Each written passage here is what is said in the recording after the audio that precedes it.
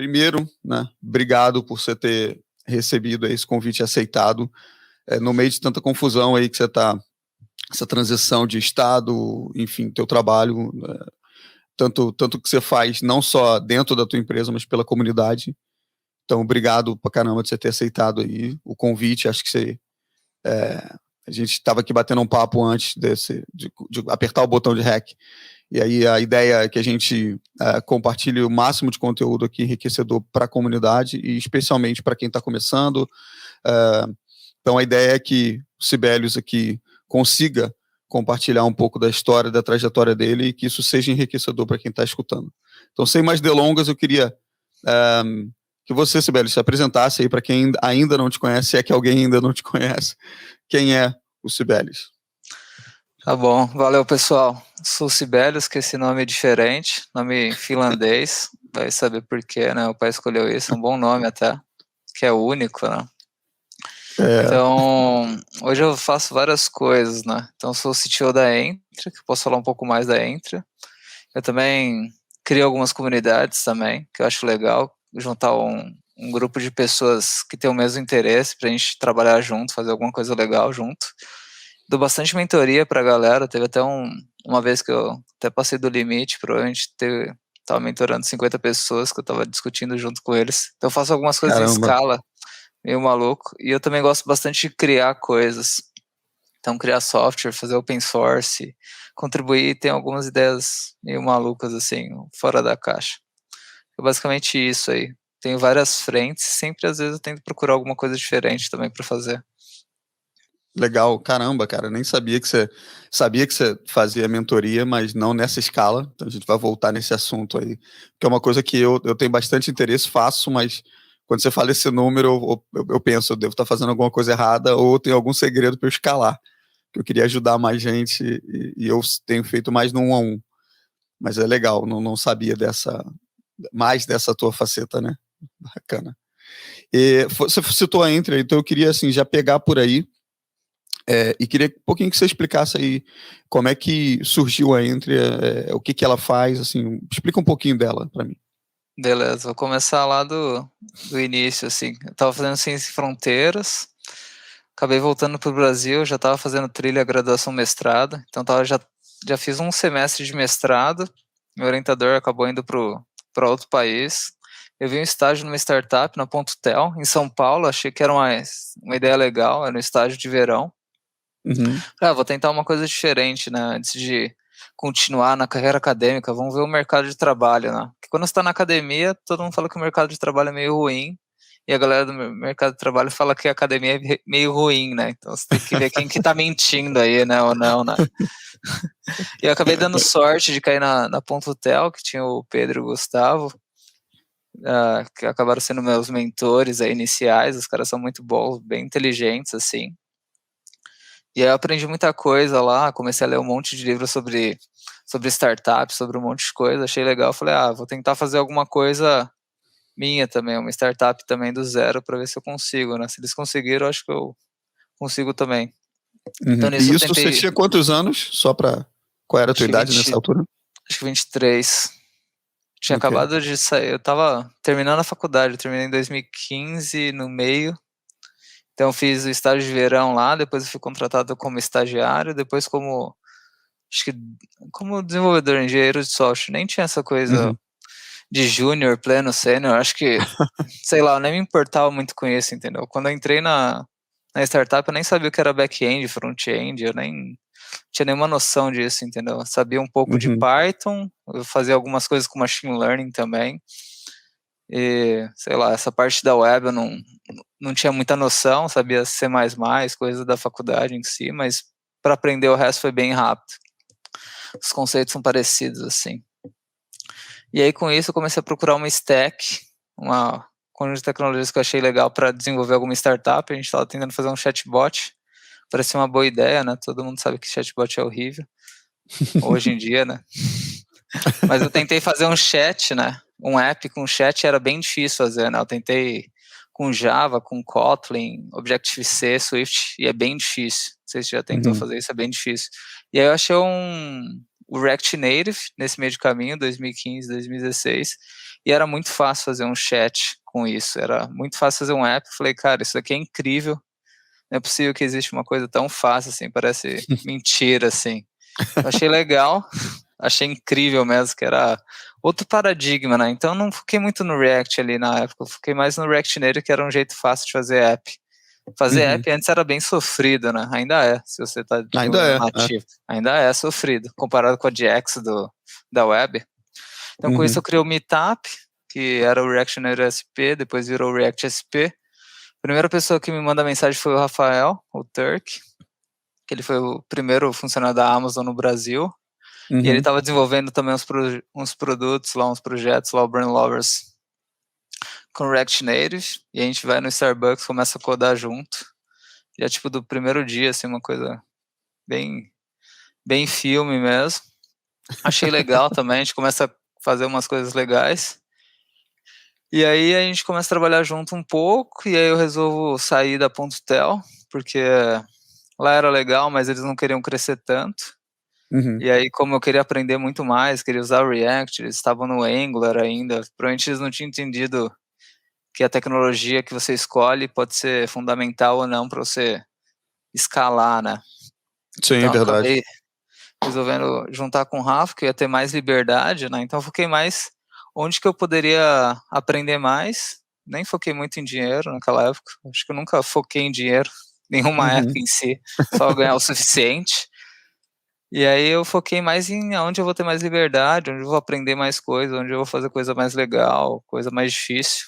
E foi isso. E aí a gente foi construindo a Entra, a gente começou com o Brand Lovers, que era um app de... como se fosse uma rede social com e-commerce, com marketplace, para produtos de beleza, com um pouco de machine learning também. Então você acha o melhor produto de beleza mais perto da sua casa, se fosse um rap de beleza também, se você pensar. Aí disso não deu muito certo, porque era um produto meio difícil, você ia precisar de muito dinheiro, né? Igual a Rappi precisou lá, queimando muita coisa. Mas isso daí abriu portas para a gente conseguir fazer alguns apps da Natura. E depois a gente fez o app da Gol também. A gente fez vários projetos grandes, assim. Então, provavelmente, a gente fez um GraphQL em produção da Natura, que eu dava mais de 1 milhão de consultoras em produção. Caramba. Então, provavelmente, um dos primeiros GraphQLs do Brasil ou do mundo rodando nessa escala foi a gente que fez. Então, a gente conseguiu ganhar muita experiência em coisas bleeding edge, assim, rodando em produção, com clientes grandes, com problemas difíceis mesmo. E essas tecnologias acabaram ajudando a gente a crescer de um jeito eficiente, né? Então, a gente sempre foi bem eficiente, sempre otimizando, né? Pô, legal. Então, teve isso. Depois disso, a gente resolveu fazer nosso SaaS, que a gente viu que Software House não escalava muito bem. Então, a gente começou a fazer a Feedback House, que foi legal. Continua rodando, né? Tá rodando, mas a gente investe um pouco menos de tempo nela. Mas hoje você, só dando um passinho antes aqui, hoje, dessa experiência que você teve com a Entry, você falou que no início vocês tentaram fazer esse produto vosso, né, um produto de vocês, e aí, enfim, por algum motivo ele não teve a saída que vocês esperavam, e aí vocês começaram a fazer produtos para outras empresas. Então, a Entry, ela acaba por começar um pouco fazendo produto próprio e depois quase que vendendo desenvolvimento como serviço, vamos dizer assim, ou produto fechado para empresas grandes. Isso, a gente começa, a gente nosso produto, e aí com isso a gente meio que vende parte dele e vira uma software house, e depois disso a gente volta a fazer SaaS pra gente, que é o Feedback House, que é um produto de gestão de pessoas para times, para empresas, que tem uns 10 módulos, tem bastante coisa legal lá.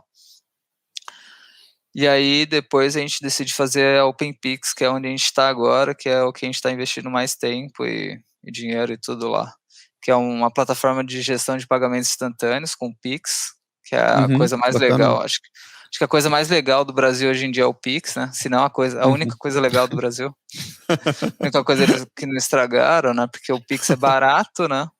Ele é barato, rápido e... sei lá, não tem muitos problemas com o Pix em si, né? Se você pensar, ele foi um projeto bem executado pelo Bacen, né? O Bacen tá fazendo bastante coisa legal. A gente tá focando muito nisso agora, que é o que a gente sempre quis, né? A gente sempre focou no Bleeding Edge na parte tech, e a gente estava sempre à procura de algum business Bleeding Edge, né? Então, Instant Payments pra gente é um Business Bleeding Edge, que é o mais novo. Uhum. E a gente sempre, acho que o novo tem bastante chance de ser bem potencial, né?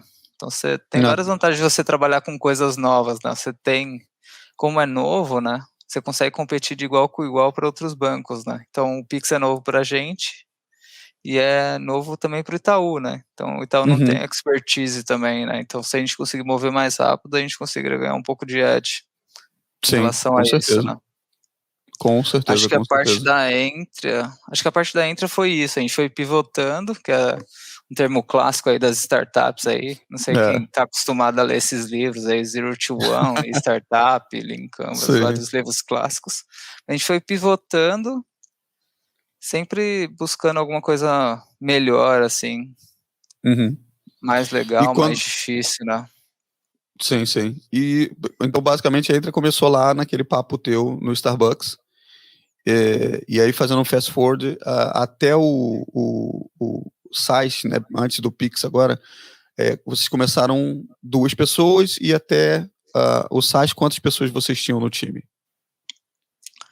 A gente começou com 2, na verdade foi eu, o Rafa, e aí tem a Pauline também, que é a esposa do Rafa, então eram os Uhum. 3 que a gente começou, ela fazia mais a parte de vendas e produto também, essas coisas. A gente já chegou a ter uns 20 devs, que era a parte de software house que precisava de mais, e aí depois a gente foi encolhendo um pouco, foi ficando um pouco mais eficiente, mais enxuto, né, e agora a gente tem Uhum. 6 pessoas. Caramba, legal. E conseguem fazer isso tudo. É, o incrível é que a gente consegue fazer mais do que provavelmente aquela época que a gente tinha 20 devs. Então é uma coisa, a gente ficou bem mais eficiente ao longo do tempo, né? A Aham. gente foca Cara, bastante nisso de produtividade, eficiência. A gente deve ser um dos times mais produtivos assim do Brasil, pô, sem então é dúvida, por aí assim. que eu vou, é por aí que eu vou puxar, porque até saindo um pouco do que eu tenho aqui como guia, mas isso é muito importante, produtividade. Acho que enquanto time é importante, enquanto empreendedor, tipo um dev que quer empreender, às vezes acha que o cara tem que ter, sei lá, uma consultoria, uma empresa de 20, 30, 50 devs, nem sempre mais é melhor, né? Você tá provando isso. E eu acho que produtividade também no nível individual, ou dev, né? Porque no fato a Entre ela é tão produtiva quanto a produtividade de cada um de vocês. Então eu queria pegar por aí, cara, como é que você consegue? Ou como é que você conseguiu, porque isso eu imagino que tenha sido um processo, né? Você foi encolhendo. Como é que você conseguiu ser tão produtivo, alcançar essa produtividade enquanto time? E como é que isso é, assim, para você, Cibeles? Como é que você gere Tá certo. o teu dia para ser tão produtivo? Eu sempre foquei em otimizar sempre, né, desde sempre e provavelmente agora eu devo estar ficando mais cada vez melhor, né, em tudo que eu faço, assim, no sentido de otimizar mesmo, né. Então, meu dia começa bem cedo, Uhum, sei lá, eu acordo umas 5h30, vou para o crossfit às 6, faço até às 7, aí eu voltava, levava minha filha na escola, que ela é 8 da manhã, às 9 horas a gente tem a daily, que a gente tenta fazer uma coisa meio não demorada, então uma coisa rápida, né, sei lá, uns 10 minutos é acho suficiente para a gente resolver normalmente todos os problemas que todo mundo tem, tá travado ou não, às vezes tem um pouco mais, sei lá, 15 minutos se tiver alguém bloqueado, algum travado, uhum, e o resto do dia a gente trabalha bastante async, no sentido de que a gente não é mais no Slack, então a gente vai mandando mensagem um para o outro, travei nisso, não travei nisso. Então tem uhum, poucas reuniões, né, então você tem muito tempo produzindo coisas úteis de fato, né. Então a uhum, gente automatizou bastante coisa, então tudo na Entry que a gente consegue automatizar, a gente vai automatizar, entendeu. Todo o nosso CI/CD, todo o nosso deploy para staging, produção, é tudo automatizado, e a gente sempre vai otimizando isso para tornar rápido, né. Então a gente tem uma uhum, coisa que é conditional buildings, que a gente tem vários back-ends, vários front-ends, e aí se você comitou em um back-end, não builda os outros back-ends, entendeu. Então ele meio uhum, que otimiza o CI. A gente tem vários monoreps para a gente conseguir compartilhar o código, entre outros. A gente tem uma documentação para os devs em si. Então, quando entra um novo dev na Entra, a gente já tem uma documentação passo a passo do que, onde que está cada coisa, os padrões de código, como que você cria um teste novo, como que você cria um código novo, tais padrões. Então, o dev uhum, novo da Entra, eu acho que metade do dia ele consegue configurar a máquina dele e se ele for esperto, aí até o final do dia ele já consegue mandar a primeira pull request, pra gente já subir para Caramba. produção.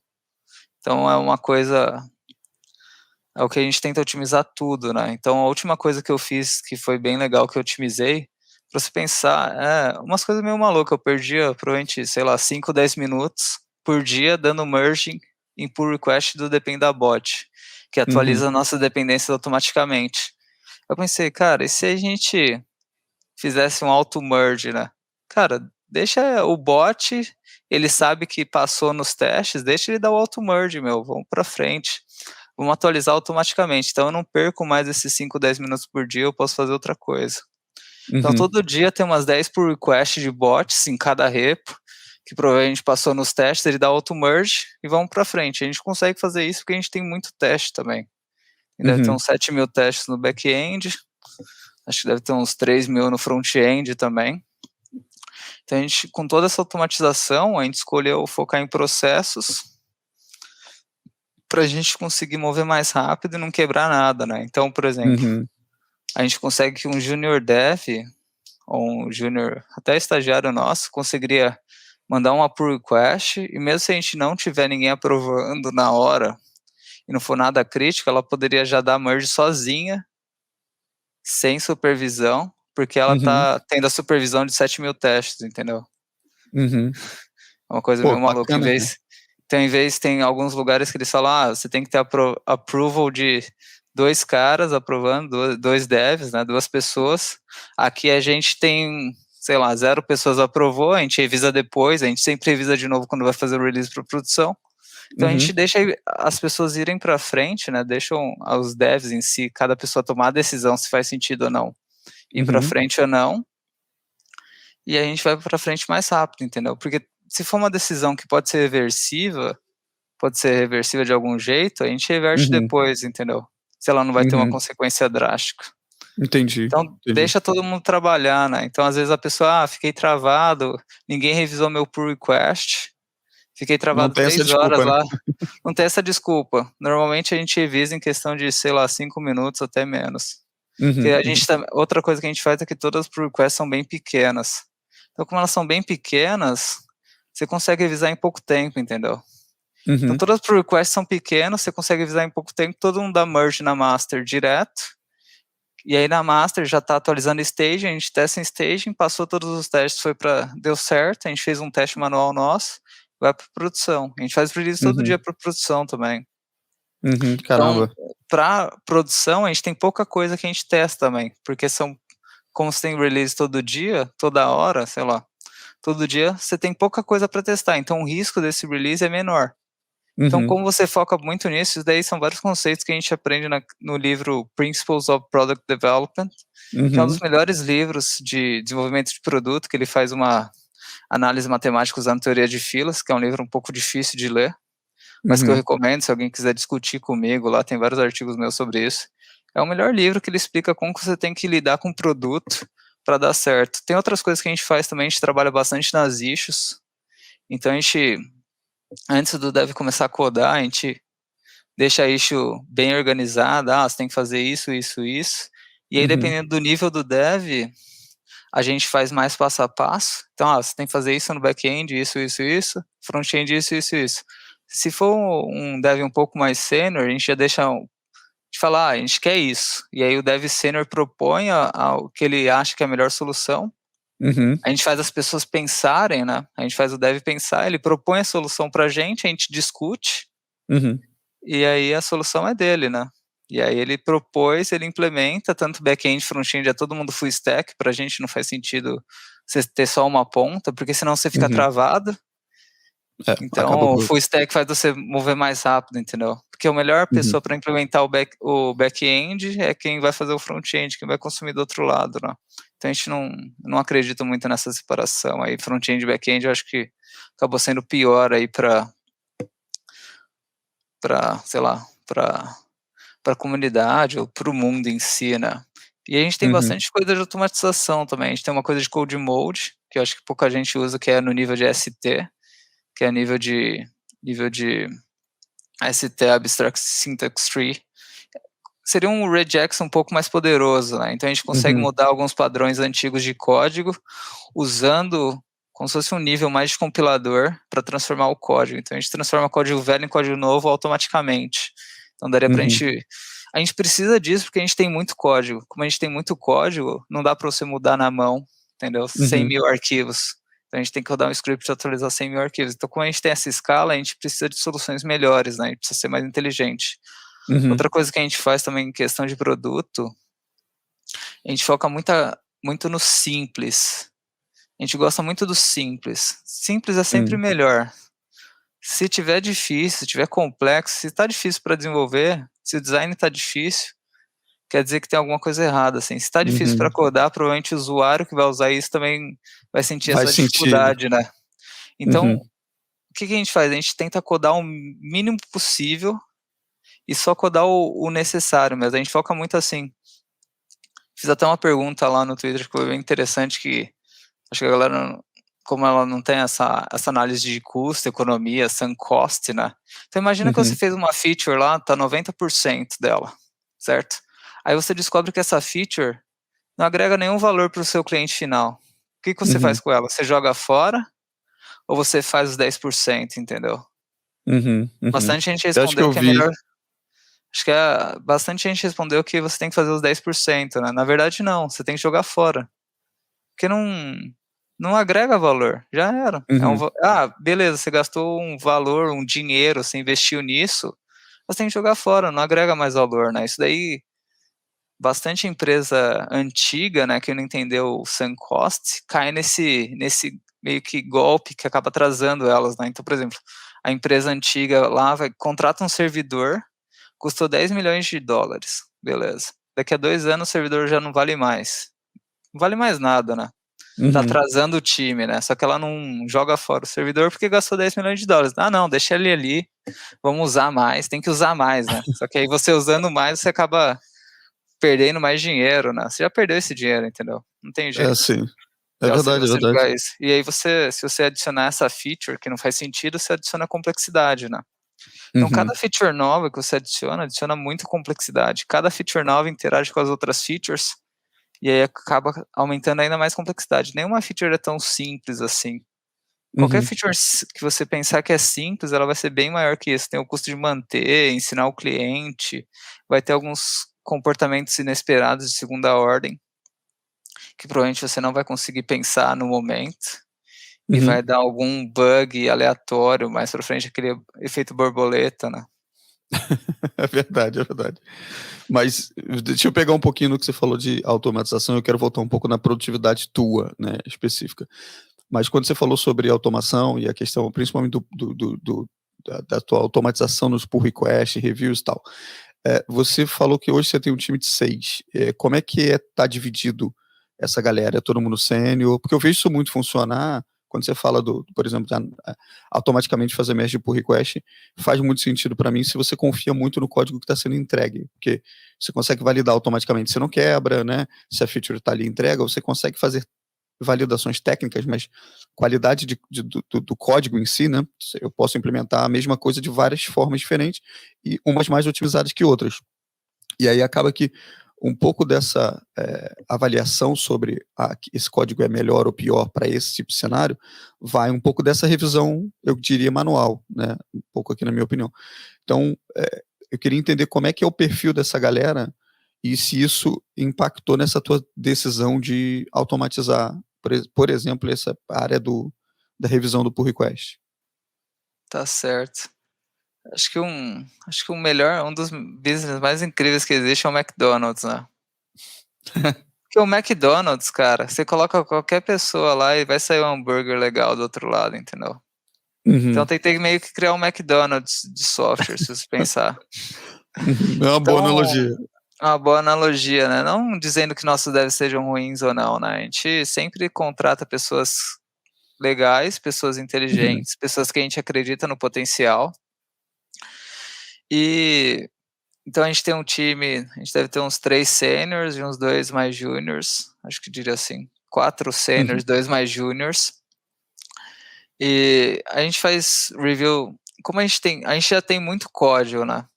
Então a gente já tem muita coisa pronta, quase tudo que eles vão fazer já existe pronto, né? Então a gente foca muito nessa coisa de você conseguir utilizar o que já está pronto. Pergunta qual que é o código mais próximo e faz um padrão disso. E a gente é bem chato nisso, então a gente tenta sempre padronizar o código. Hoje teve até uma pull request lá que simples, mas que o dev ele mudou o nome de uma variável.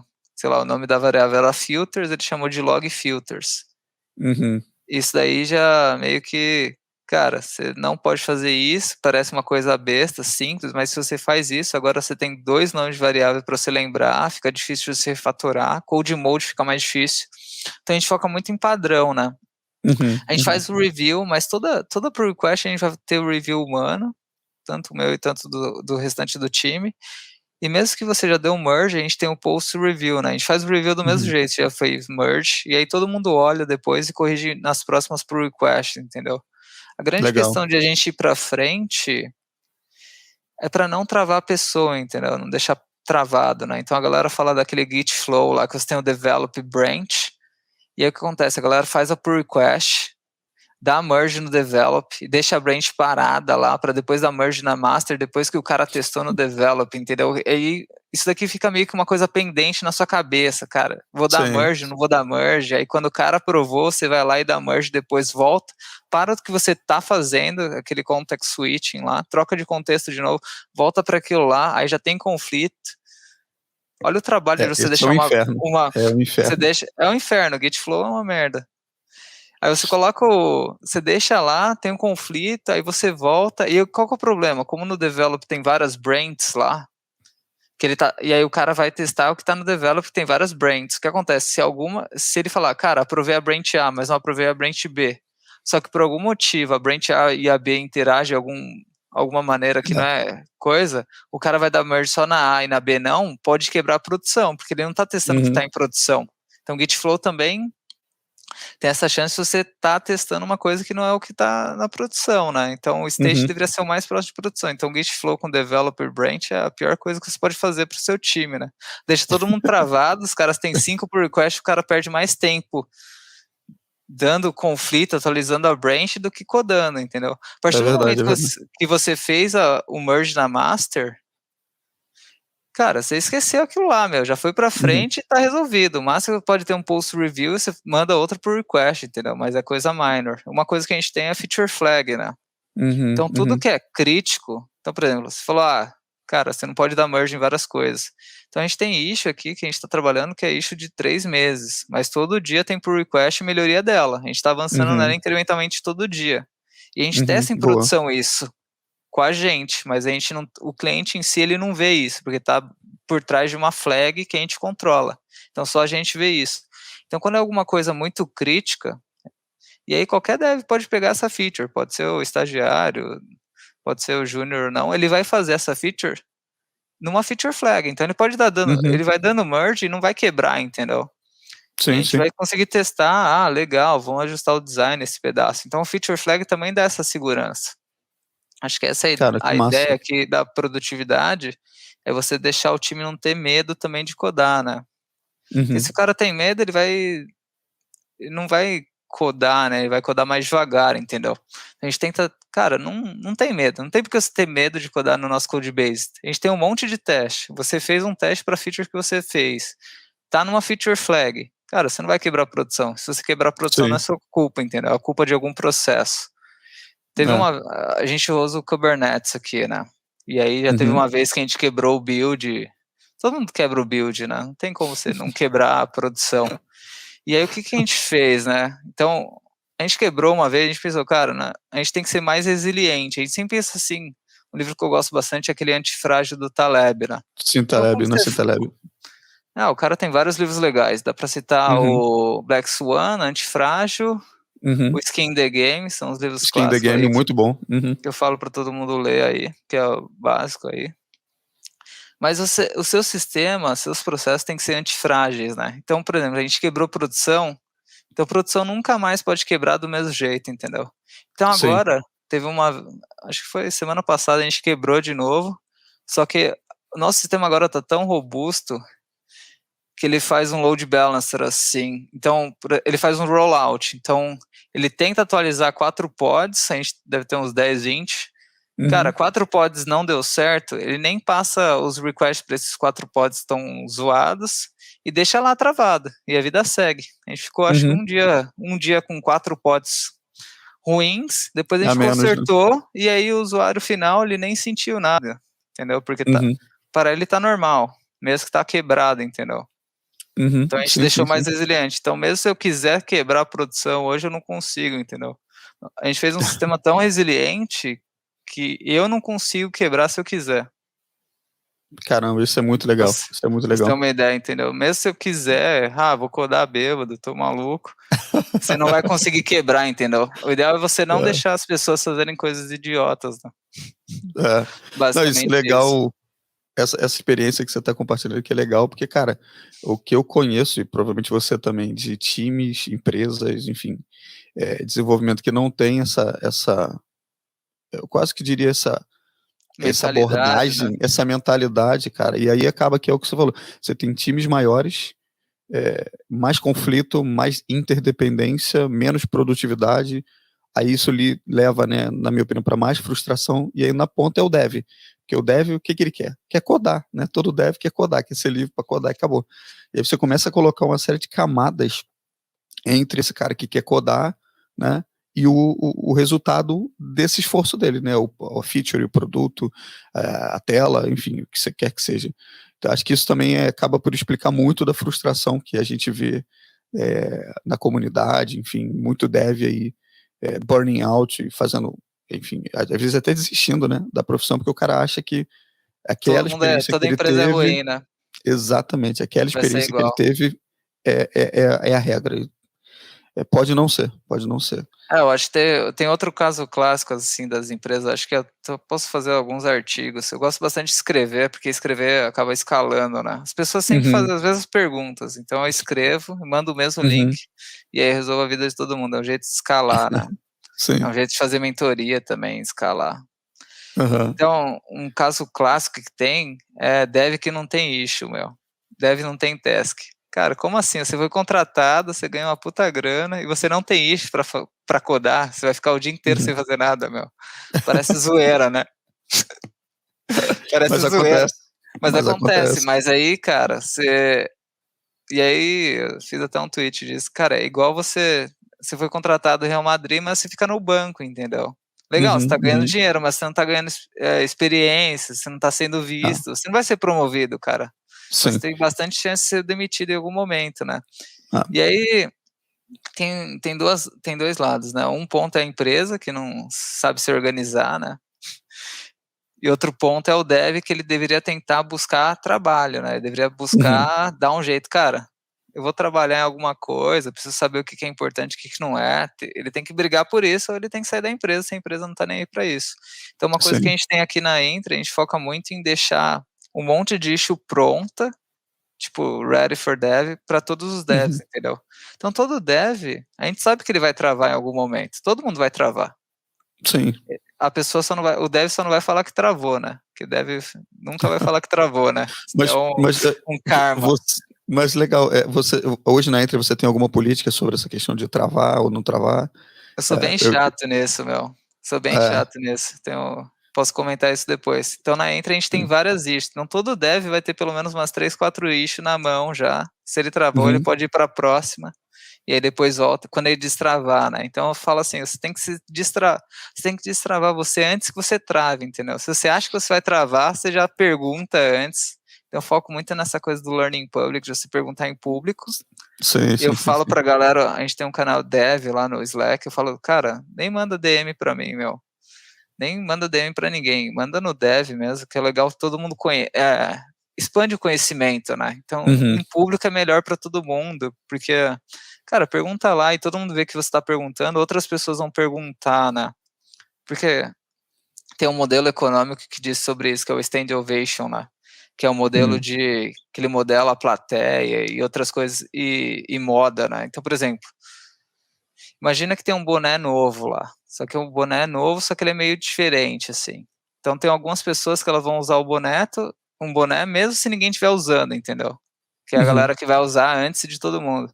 Mas tem outras galera que só vai usar depois que 10 pessoas estiverem usando, 100 pessoas estiverem usando. Então, quanto mais pessoas estiver perguntando lá sobre dúvida, melhor para as pessoas que têm um nível maior de restrição nisso, né? Acho que pergunta é idiota ou não, tá tomando tempo do time. E aí tem outros pontos também, né? Então, a gente tem isso daí. Uma coisa que eu faço também, que a galera também, acho que foi um assunto meio polêmico também, né? Mas quando o dev é muito júnior ou estagiário, assim, você tem que fazer um pouco de... Qual que é o nome daquilo lá? Tem que ficar pingando o dev. Você tem que ver se ele tá vivo ou não, que é, esqueci o nome disso. Você tem que fazer meio que um micromanagement, né? Que eles falam que é meio ruim, né? Cara, você tem que fazer isso, porque o cara, ele, por exemplo, já tá remoto, não tem experiência, não sabe se pode perguntar ou não, ele já entrou na empresa. Fica com vergonha, né? Fica com vergonha, ele não quer mostrar que ele não sabe. Esse é o grande mito, né? Quanto mais sênior, mais você fala que você não sabe, beleza. Agora, o estagiário não pode falar que não sabe, entendeu? Esse é o grande mito. Porque qual que é o problema? Você contratou a pessoa para fazer o quê? React, beleza? Aí ela vai lá, cara, eu não vou perguntar o que é o use state, né, meu? Use state, teoricamente, eu deveria saber, entendeu? Eu deveria saber. Só que não, né? Porque provavelmente a empresa pode usar um use state de outro jeito, ou no use state, use reducer ou não. E a pessoa não pergunta e trava, não entende o padrão da empresa. Uma coisa é você ver os códigos, sei lá, na faculdade, no bootcamp era assim, agora na empresa é totalmente diferente, entendeu? Sim. Então a galera que tá começando tem esse medo de, tá perguntando demais, não sabe de nada, os caras vão me demitir. Só que não, né? Tipo, tem um custo de você contratar alguém, né? Dá um mega trabalho contratar alguém. Você não vai contratar alguém e já demitir no outro dia, entendeu? Cara, quem faz isso tá perdendo dinheiro, entendeu? É um custo para a empresa, né? Você perde tempo, querendo ou não, para contratar alguém, né? Então tem esse problema. E aí o dev, ele não sabe que ele tá travado, não. Então você tem que ir perguntando, cara, você precisa de ajuda? Pergunta lá no dev. Cara, se o dev júnior sumiu por 30 minutos, 1 hora, já tem que perguntar para ver o que aconteceu, meu. Sei lá. Porque senão ele se perde, né? Porque aí você pode falar, isso daí é ruim, beleza. Aí eu posso contar outro caso, que foi de um amigo meu, ele contratou um dev bem júnior para ajudar ele, e ele é freelancer, sênior, já está acostumado a se virar, e aí o dev júnior ficou, sei lá, 1 semana, não fez nada. E aí ele foi lá e demitiu o cara depois. O cara não fez nada. O cara é júnior, você não falou o que ele tem que fazer, ele não sabe o que ele tem que fazer mesmo, entendeu? Sim. Você não ajudou o cara, entendeu? Você tem que focar mais em ajudar a pessoa, né? Passar para ela, você tem que estudar isso, e beleza. Eu acho que essa tua iniciativa, de novo, eu queria dizer que isso é mais comum, mas a minha experiência diz que não é. Essa de você deixar o cara confortável com perguntar, com errar, né? Ainda que na cabeça dele seja uma pergunta idiota, mas eu concordo com você que não existe pergunta idiota. Idiota é não perguntar. Então, eu queria dizer que isso fosse, não é comum a tua abordagem, mas não é, acaba por não ser. E o que é ruim, né? Porque assim, cara, eu digo não só para o Dev Júnior, mas agora que a gente está com essa... o Covid trouxe muita coisa ruim, mas trouxe essa abertura de mercado muito boa, né? Trabalho remoto, o cara trabalhar para outros países e tal. E às vezes você é plugado, independente da sua senioridade, você é plugado num time que onde você não tem essa liberdade, vamos dizer assim, de errar, ou pelo menos ninguém te disse isso. E aí eu acho que esses sentimentos assim da vergonha, do travar e não perguntar, ou às vezes tu perguntar e dá eco no canal do Slack, ninguém vai lá e responde, aí é pior, porque você começa a se sentir ainda mais, caramba, será que eu devia ter perguntado aqui nesse canal, né? Porque, ninguém respondeu. Aí você começa a imaginar um monte de coisa. Então, eu acho que essa abordagem, sim, ela devia ser, é o que eu ia dizer antes, assim, vocês têm muita coisa na Entra que eu acho que, cara, ia melhorar muito a vida de muito dev quando aplicado pelas empresas, sabe? Um efeito cascata. Então, assim, cara, é quase como uma consultoria que você está compartilhando e que talvez, de repente, aí fica a dica, seja como artigo, seja como até uma própria consultoria tua, eu sei que seu tempo não deve ser muito fácil aí. Mas para que outras empresas empreguem essa abordagem que vocês têm, porque, cara, é fantástico, assim, e eu, cara, já passei por empresas, mega empresas, e empresas muito pequenas, startups, e eu te digo, assim, que é muito raro encontrar uma pegada como a pegada que vocês têm, muito, muito raro. E, obviamente, que isso se traduz no que a gente estava falando, do que vocês conseguem atingir com a quantidade de pessoas que vocês têm hoje. Isso daí, talvez você pode pensar alguns princípios, né, algumas coisas simples, básicas, que acabam tendo um efeito colateral, assim, bem grande, né. Eu tenho vários artigos sobre isso, como treinar os devs, como não treinar. Tem uns livros legais, eu acho que o problema é que a galera lê pouco também. Tem aquele livro Hard Things About Hard Things, que ele fala uma coisa genial, que você tem que treinar todos os seus funcionários, todos os funcionários. Não importa, você pode pegar o cara mais sênior do mundo, você contratar um cara da Google, você tem que treinar o cara para ele estar de acordo com a sua empresa ou não, entendeu? E sobre produtividade, a melhor pessoa para você aumentar a produtividade é a pessoa menos produtiva, né? E a pessoa menos produtiva provavelmente é quem está começando agora, né? O estagiário ou o júnior. Então você perder, no sentido não de perder, mas investir um tempo seu, sei lá, uns 30 minutos seu por dia, alguma coisa assim, ajudando, fazendo um pair programming com o júnior, está aumentando muito mais a produtividade da sua empresa do que se você não fizesse isso, entendeu? Deixando o cara se virar sozinho, né? Entendeu? E aí, por exemplo, ele faz uma conta que é bem legal, né? Você, por exemplo, quanto tempo essa pessoa que você acabou de contratar vai gastar na sua empresa por ano, né? Então, por exemplo, 8 horas vezes 5 daria 40, vezes 50 semanas, 52, daria, sei lá, nem fiz a conta aqui, né? Daria 8 vezes 5, deixa eu fazer aqui, vezes 52 semanas, né? Sei lá, 2.000 horas, certo? Se você aumentar 10% de produtividade dessa pessoa, você ganhou meio que 200 horas, entendeu? É muita hora. Então, se não treinar essa pessoa, não deixar ela produtiva, você tá perdendo dinheiro, né? Você tá perdendo tempo, você podia estar investindo nisso. É verdade, é verdade. Mas, cara, deixa eu voltar, então, ainda sobre o sistema de produtividade, pra gente sair dele. Você, cara, eu já, aqui nesse bate-papo, você já citou vários livros, o que me leva a entender que você lê muito. Como é que você consegue gerir o teu dia? O que é teu dia ideal, assim? Como é que você consegue colocar tanta coisa no teu dia? Beleza. Acho que nem tem um dia ideal, pra te falar a verdade. Acho que acaba sendo meio randômico, eu deixo acontecer as coisas. Eu não ouço música, né? Quando eu fico no escritório, eu não ouço música, justamente para focar em estar meio que aberto para o resto do time, para quem quiser falar comigo. Eu otimizei muito meu tempo para eu conseguir fazer context switching de um jeito otimizado, né? Então, se pensar no aquele round robin lá de trocar processos do profissional, eu tentei otimizar esse processo. Então, eu consigo, por exemplo, tô codando uma coisa super hardcore aqui, tô implementando um algoritmo de grafo, e alguém me chamou no Twitter, Slack, eu vou lá, respondo a pessoa, depois eu volto. E aí continuo codando isso como se eu não tivesse parado, entendeu?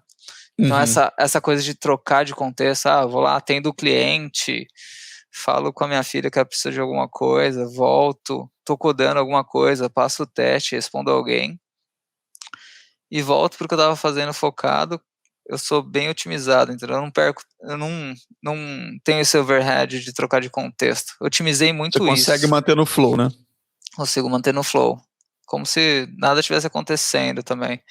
Aí eu achei um método que eu acho bem legal de anotação, que é o Zerocasting, que nada mais é do que você criar uma nota para cada assunto seu e você linkando ela, meio que criar um grafo do conhecimento, parecido com o que o Khan Academy tem, né? Só que aí você cria um grafo do seu conhecimento.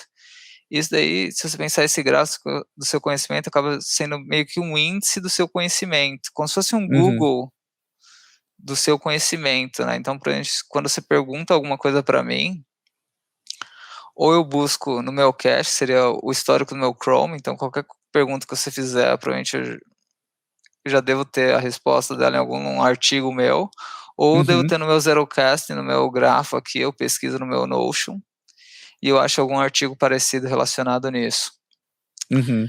E como eu sou bem generalista, eu leio de tudo, assim, de psicologia, filosofia, um monte de coisa, assim, no sentido de meu objetivo é quanto mais eu conhecer, melhor, né, mais fácil a vida fica. Então eu estudo Uhum. tudo, biologia, nutrição, bem sobre tudo mesmo. Acho que boa parte das perguntas que as pessoas fazem para mim ou que elas fazem para elas mesmas já foram respondidas, né, só falta elas lerem mais, né.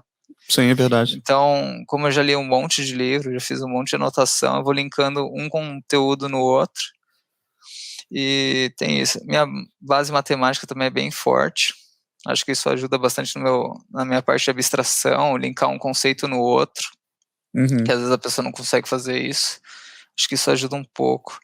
Então, provavelmente, qualquer pergunta que você fizer agora ou depois, eu conseguiria buscar algum artigo, algum livro, alguma coisa, referência, para te passar, ou uma lista de alguma coisa para você ler depois, ou para a gente discutir. Uhum. Em Entendi. assuntos diversos também. Então, mas tirando esses métodos, vamos dizer assim, que você citou agora, eu quase que consigo inferir que a tua produtividade ela é muito também ligada à tua personalidade, né? Como você estruturou e vem estruturando a vida, né? Porque como você tem dito aí, você lê de tudo, você é muito generalista, ou seja, você consome conteúdo de todos os lados. Não tem muito, assim, por que eu estou fazendo essa adendo aqui? Existe muito aquela coisa, todo mundo procura uma bala de prata, né? Todo mundo quer as 5 dicas para ser mais produtivo no seu dia.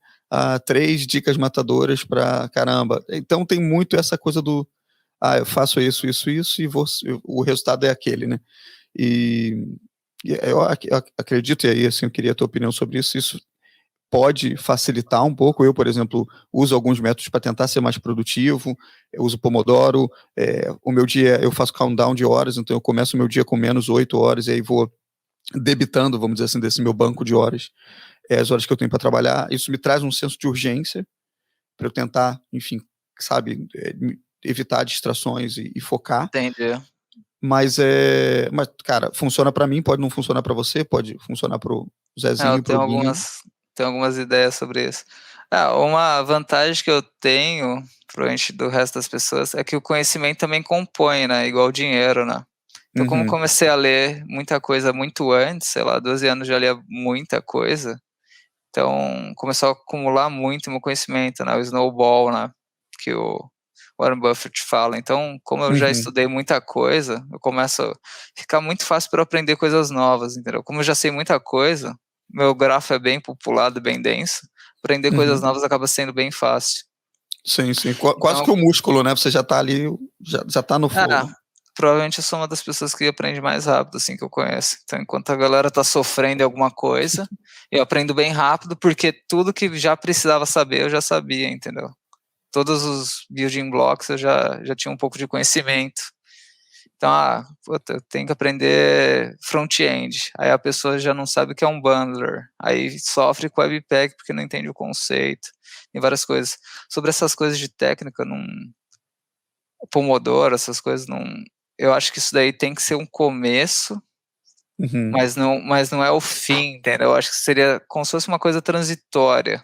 Igual Sim, sim. meditação, né? Meditação guiada seria para você começar a meditar, ou um app de meditação. Você pode começar meditando usando um app, mas o estado final é você meditar sem um app, né? Sim, sim, sim, Basicamente sim, isso. sim. Então você teria que conseguir se concentrar sem um Pomodoro, você deveria conseguir fazer de um jeito sem a ferramenta em si, né? A ferramenta pode te ajudar, pode ser meio que seu placebo que você precisa para você acreditar que isso vai dar certo ou não, Uhum. mas Sim, depois você sim. deveria arrancar ela, entendeu? Para você chegar na essência de fato. Não criar essa dependência, sim, sim. Isso. Concordo. Tem um livro legal, aquele Atomic Habits lá, que é os hábitos atômicos, que eles Sim. compõem também. O Outliers, né, que eles falam de 10.000 horas de prática, Uhum. que são Mas é para interessantes atingir a excelência, né? para atingir a excelência. O ideal é você ser uns 10% melhor do mundo em alguma coisa, né? E aí sua vida Uhum. acaba sendo mais fácil, você consegue ter um impacto legal no mundo. E deixa eu comentar disso. Uma coisa desses livros que acho que as pessoas acho que falham um pouco, as pessoas sempre procuram atalhos, né, que é o que você falou lá, 3 dicas, Exato. 10 dicas, né. E aí meio que não existe atalho, né? Existe uma coisa simples, né? Por exemplo, você quer ficar em forma? Cara, é bem simples entrar em forma. Você só precisa Uhum. comer menos do que você gasta, você tem que ingerir menos do que você gasta, e você tem que ir na academia, no CrossFit todo dia. Uhum. Se você pensar, cara, é uma coisa simples, mas não é fácil, entendeu? Eu acho que Pois. essa diferença, entendeu? Você tem que ter essa disciplina, né? Eu acho que a disciplina acaba fazendo você ter esses resultados, né? E aí tem essa coisa também de adição e subtração, né? Normalmente você tenta Uhum. resolver um problema adicionando alguma coisa, né? Ah, vou tentar adicionar um hábito melhor. Às vezes é melhor você remover um hábito ruim, né? Uhum. Remover Sim, um sim. hábito ruim pode ser melhor disso também. Tem várias coisas também. Se você sabe bastante coisa de matemática, física, você pode tentar fazer umas analogias, né? Sim. Tem a química, então tem aquela energia de ativação que ela tem por exemplo, para você fazer uma reação química, você tem que ter um nível de reação, tal nível, assim, tem que atingir uma temperatura, tem que ter tal nível de composto. Isso daí Uhum. aplica em vários momentos da vida, eu acho. Por exemplo, o seu primeiro trabalho vai ser o mais difícil, e depois fica mais fácil. O nível de ativação para você conseguir o primeiro trabalho é mais difícil. Os próximos vão ser mais fáceis. Uhum. Sei lá, você É. conseguir, sei lá, namorar a primeira menina vai ser mais difícil, depois vai ficando mais fácil. Então, tudo que é primeiro tem esse nível mais difícil, assim, no começo. Sei lá, o primeiro bug é mais difícil, tem várias coisas assim. Ah, E, isso que você falou do. Desculpa, vai lá, força.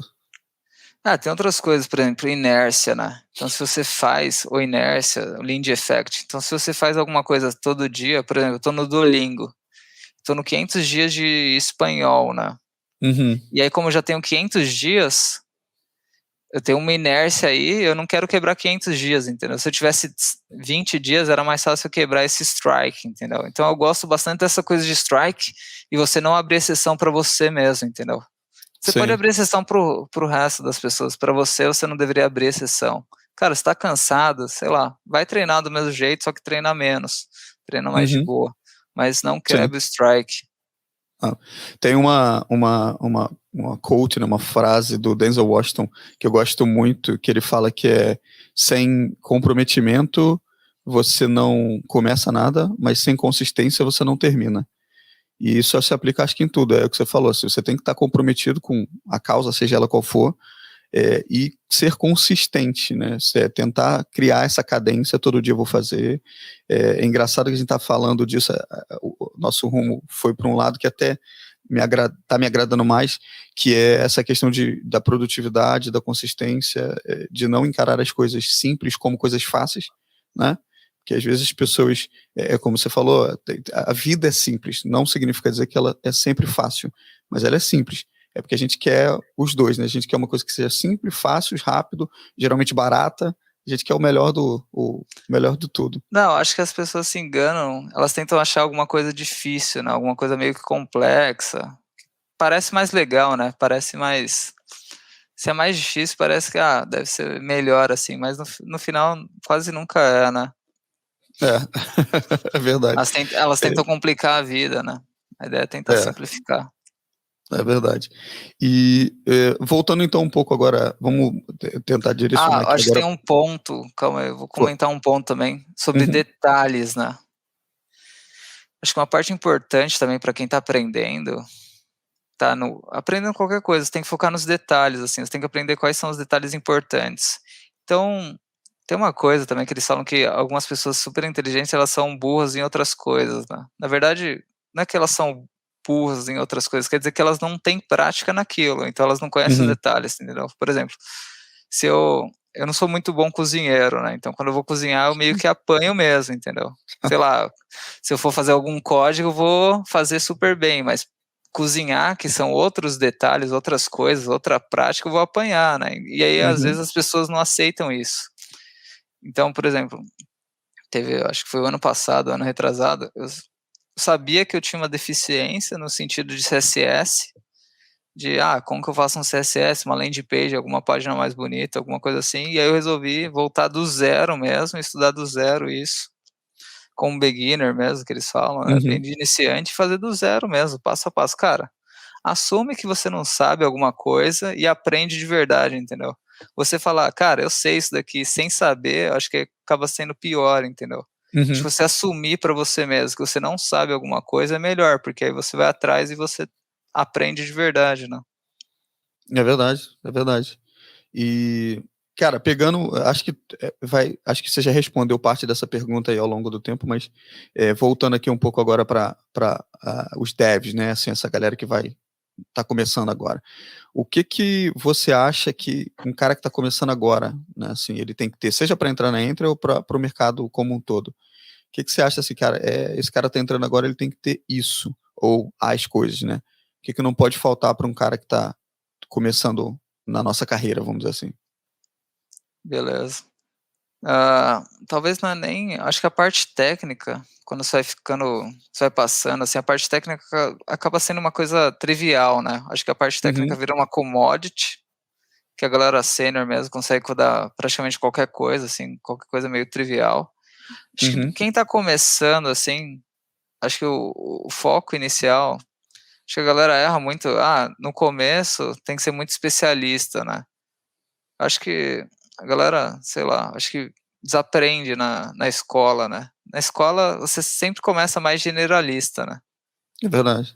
Você começa generalista por quê? Porque você não sabe o que você gosta ainda, entendeu. Então a galera, por exemplo: vou pegar meu estágio já em front-end, alguma coisa assim. Cara, você nem sabe o que você gosta, a área é tão abrangente, né. Eu acho que o primeiro passo, assim, de quem tá começando é tentar aprender o máximo possível de tudo. No Hum, sentido, não precisa aprender profundidade, né, acho que você pode focar mais em largura, assim, aprender um pouco uhum. de tudo, e aí Entender, depois né? entender um pouco de tudo, como que as coisas se conectam. Tem bastante gente, assim, que é front-end e não sabe como que o back-end funciona. Para mim, se você não entende todas as partes e como que uma coisa se conversa com a outra, você não consegue criar uma solução, a melhor solução possível, entendeu. Você tem que entender como as Uhum, coisas funcionam em si. Então acho que tem que ter essa visão de você querer aprender o máximo possível, não se limitar. Tem bastante gente que reclama, muita coisa para aprender. Sei lá, para mim, é uma cara, é só você ir aprendendo um pouco de cada coisa, sei lá. uhum. É a Seja mais efi consistência, né, que a gente falou. tem a consistência, tem a parte de ser mais eficiente, entendeu. Acho que você tem que ser cara, se tem muita coisa para estudar, você tem que dar um jeito de aprender mais rápido. Ou Uhum. você foca no que é importante, o que não é importante. Isso daí também é um mega problema, né, as pessoas não sabem o que é importante, o que está no começo, não sabem o que é legal. Acho que isso, acho que inglês é importante, que a galera do Brasil ainda o inglês é péssimo. Uhum. É, o Acho que tem pessoal, uma tem fala. isso, acho que tentar procurar feedback, né, procurar empresas legais que você tenha liberdade para você aprender, discutir essa coisa, pedir feedback mesmo, aceitar que você Uhum. não tem que melhorar muito ainda, né, acho que a galera às vezes não aceita isso. O Twitter, se você fala qualquer besteira dessa, a galera já tenta te Já vira cancelar, treta, né? É, já já vira vira treta. treta. Cara, seu inglês não é legal, você tem que melhorar seu inglês, entendeu? Por exemplo, se você quer ser um mega dev e ganhar $100.000 por mês, meu, você tem que ser o melhor dev. Não Uhum. tem como, cara. Você vai ter que estudar muito, estudar mais do que todo mundo, fazer muito mais, entendeu? Acho que se você vier de uma família um pouco mais pobre, né, que foi o meu caso, né, eu vim de uma família bem pobre, eu acabei dando sorte em si, né, sorte entre aspas, né, Entre porque aspas, né? estudei bastante, né. Então, no começo eu consegui passar na UBMAP 2 vezes, eu fiz 2 cursos de matemática, isso me ajudou, e aí com isso eu consegui passar na USP, e aí da USP eu fiz Ciências Sem Fronteiras, então ganhei bolsa minha vida inteira, ganhei bolsa desde a 7ª série, ganhava bolsa do Uhum. governo, e aí com isso eu consegui me formar e consegui até ter uma vida razoável agora, né. Uhum, Então uhum, se você, sei lá, veio de uma família mais pobre, querendo ou não, você vai ter que codar mais que todo mundo, entendeu? Você vai ter que estudar mais que todo mundo, você vai ter que ralar mais que todo mundo, entendeu? uhum. Sei lá, pega o seu tempo livre, assim, sei lá, se diverte também, vai beber com a galera, mas, sei lá, foca um pouco para melhorar a sua vida em si, né? Porque aí você investe nisso para você ter mais tempo livre no futuro, entendeu? Exato. Basicamente Não, mas isso. é. Cara, aproveita que você é jovem, que você consegue codar mais, sei lá, coda 10, 12 horas por dia. até mais, dependendo, para você ter uma vida melhor, entendeu? Ter uma vida mais fácil depois, entendeu? Querendo ou não, Uhum. você vai ter que ralar um pouco mais. É um Acho que investimento, né? É um investimento. é um investimento em você, entendeu? E aí depois você vai ter coisas melhores, uma casa melhor, vai ter mais tempo, vai ganhar mais, Uhum. vai ter menos dor de cabeça, vai poder escolher uma empresa legal, entendeu? Se você está numa empresa ruim, o que você tem que fazer? Você tem que ralar pra caramba para você conseguir entrar numa empresa legal, entendeu? Sair disso. Exato. Em vez de você falar, você tem 2 jeitos de resolver um problema, né? Você pode reclamar, falar, minha empresa é ruim, chora, ou você pode Uhum. ralar e sair dela, entendeu? E dar um jeito, entendeu? Tem 2 mentalidades, ou você resolve ou você reclama, entendeu? Eu prefiro bastante você É, resolver, né? Acho que tem eu acho. isso, pode comentar aí. Eu diria que tem muito. Eu vejo muito isso. Mais no Twitter agora, assim, eu tenho andado muito no Twitter, mas tento me abster de certas tretas e tal. Mas eu vejo também, cara, que tem quase uma característica de devs, assim. Eu nem diria que estão mais novos, não, mas eu acho que o dev brasileiro, e eu acho que isso é ruim, porque a gente é muito bom. Cara, notoriamente você vê empresas assim de ponta, você pegar qualquer empresa de ponta tem brasileiro e brasileiro fazendo muita coisa legal, mas ainda existe um estigma do coitado, né, do cachorro vira-lata, do cara que que você falou, do reclamar ou resolver. Tem muita gente que escolhe reclamar. Eu quero trabalhar para fora, quero ganhar em dólar, mas como é que tá o inglês? O inglês tá ruim. Mas o que você está fazendo para melhorar o teu inglês? Está no Duolingo? Está consumindo conteúdo no YouTube? Sei lá, está fazendo o quê? Eu vejo que tem muito isso, assim, muita gente reclamando sem sequer ter tentado o suficiente. Não significa dizer que a pessoa não tentou, mas tentado o suficiente, né? Eu sinto que as pessoas começam a fazer aí o trabalho, sabe, de botar a bola rodando e, obviamente, como você falou, a inércia, né, é sempre mais difícil no início. Você tá com a bola parada, obviamente você faz mais força para ela rodar, mas a partir do momento que ela começa a girar, ela ganha a própria velocidade, peso, enfim, todo o processo faz com que isso fique mais fácil. E eu vejo que as pessoas em tudo, seja no aprendizado de uma nova tecnologia, stack, abordagem, seja no aprendizado do idioma, seja qualquer que seja, as pessoas quando começa a bola, empurrar a bola no início e veem que ela tá difícil, os caras já escolhem esse primeiro caminho que é o reclamar, né? Tem essa questão também. Você tem que fazer alguma coisa, né, pra dar certo, né? Cara, sua vida só vai dar certo se você quiser, entendeu? Você é dono da sua carreira, né? A galera fala Uhum. muito assim, cara, qual que é a carreira que a empresa vai te dar, né? Na verdade, não, né? A carreira é sua, né? Você deveria ser dono da sua carreira, você deveria decidir isso. A empresa te dá uma carreira, meu, é meio surreal, né? Não faz sentido, entendeu? A empresa planejou minha carreira, é igual, sei lá, quando você era planejado para casar com alguém, né? E com uma coisa antiga, sem sentido, assim. Acho que tem várias dicas, assim, pra galera que tá começando. Cara, você tem que estudar muito, não tem jeito. Você tem que Uhum. ficar bom em aprender coisas novas, entendeu? E focar em resolver problemas, né? Por exemplo, até a tecnologia vai mudar, né? jQuery, Angular, React. React Uhum. provavelmente pode mudar no futuro também. Mas resolver Uhum. problemas sempre vai continuar aí, entendeu? Então você tem que ser rápido para aprender o novo, sempre estar aprendendo coisa nova, querendo ou não. Talvez a inflação, né, do conhecimento Uhum. dos desenvolvedores, né? Tem a inflação do conhecimento, vai adicionando coisa nova, tem o Web3 agora, tem um monte de coisa. E Sim. aí você foca Blockchain no bombando. novo. Blockchain, um monte de coisa legal, bastante coisa acontecendo legal no mundo, então foca no novo, que eu acho que tem mais chance de dar certo ou não, tem menos competição, querendo ou não, então Uhum. menos competição é boa, né? É Uhum. uma boa aposta, né? Em vez de você apostar na Mega Sena, aposta no Web3. Tenta fazer umas coisas diferentes aí. É uma aposta mais legal, você tem mais chance de ganhar, né? Você tem mais controle sobre isso. Isso daí é Uhum. legal, Learning Public é legal. Cara, você está aprendendo alguma coisa nova, compartilha o que você está aprendendo no Twitter, travou, joga a dúvida lá no Twitter também. Pode Uhum. me taguear se for o caso, se quiser mais alcance, meu alcance já é um pouquinho maior. Tem isso, entra em todas as comunidades que você está aprendendo, conversa com a galera, interage, participa disso, que isso daí você sempre ganha de volta, entendeu? Sim. Compartilha open source, tudo. Por exemplo, se você quer, cara, se você nunca trabalhou, e aí você quer ter uma vaga de React, cara, se no seu GitHub não tiver nada de React, meu, a chance de você conseguir essa vaga fica difícil, entendeu? Você tem que provar que é o Proof of Work, né? Você tem que provar que você sabe. Foi até uma pergunta que você falou pro cara lá. Cara, você quer Web3? Foi. Cara, eu não vi nada de Web3 aí. Tem um monte de picareta aí. Por que eu vou te contratar ou contrato outro cara? Quem tiver mais proof of work, né, ganha, né? Então, se você pensar... O meu caso é meio surreal, assim, eu tenho até algumas threads, eu tenho que ser onisciente, né, então qualquer lugar que você vê no Twitter, GitHub, eu tô lá, né, que é como se fosse um remarketing, né, porque eu comento em tudo, ajudo a galera, faço tudo, e eu acabei meio que criando uma relação ganha-ganha, né, que é win-win com a galera me tagueia, eu dou um retweet, ela ganha visibilidade, e eu ganho engajamento junto também, então acaba sendo bom para os dois lados.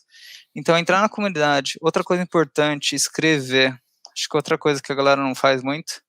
A galera não escreve porque ela não lê, né? Então, eu recomendo ler muito os livros lá. Se você quiser recomendação de alguns livros, eu tenho alguns aqui. Deve ter dá para começar com uns 10, 50 livros.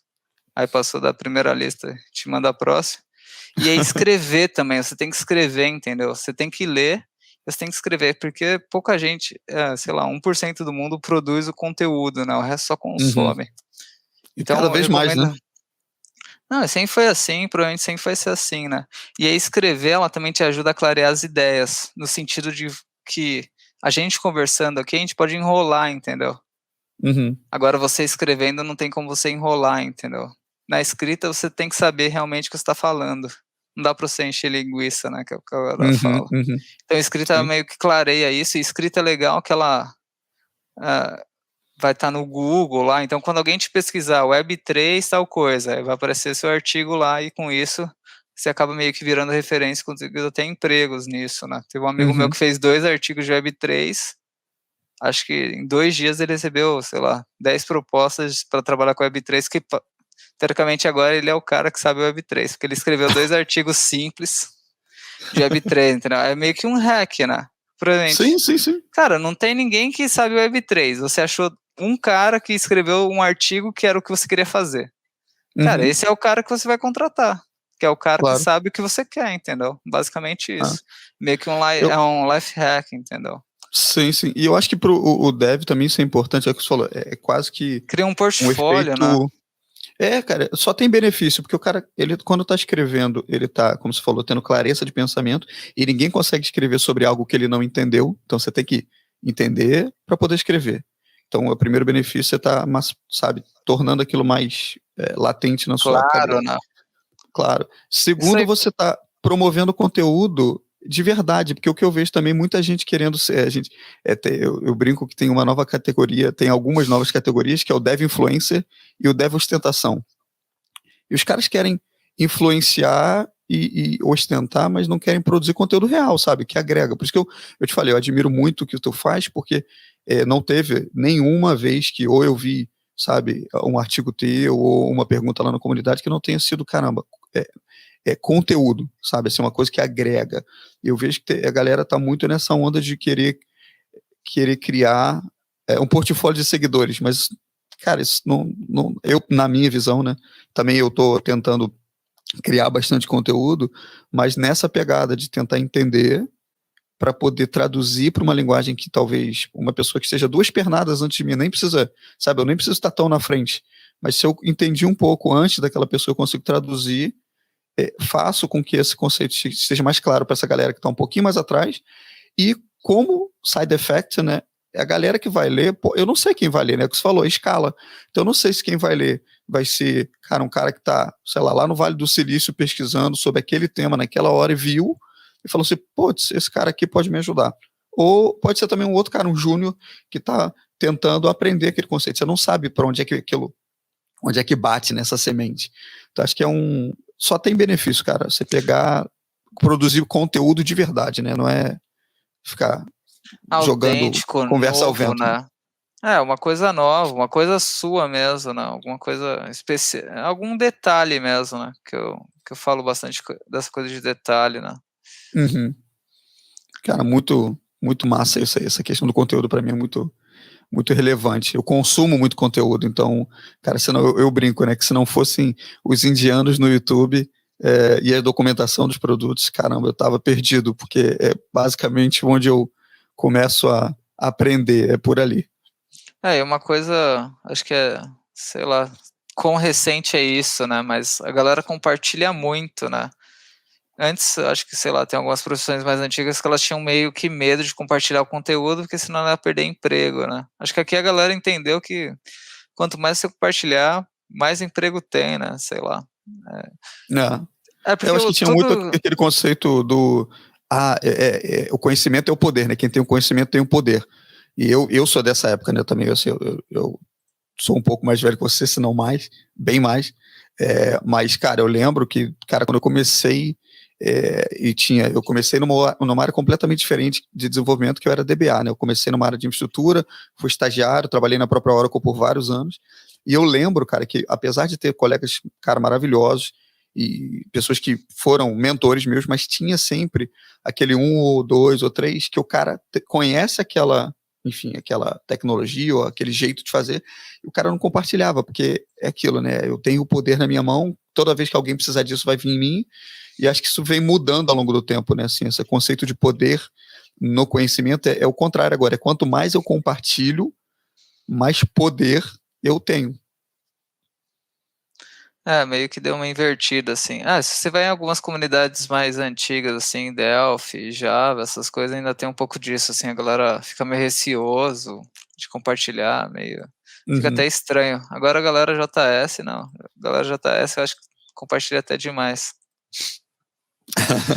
E pegando nessa perna aí do JS, se você hoje tivesse começado do zero de novo, você escolheria a mesma stack, escolheria uma coisa diferente? Escolheria eu escolheria a mesma stack, né? A gente vem evoluindo essa stack desde 2015, 2016, assim. Tem vários motivos, né?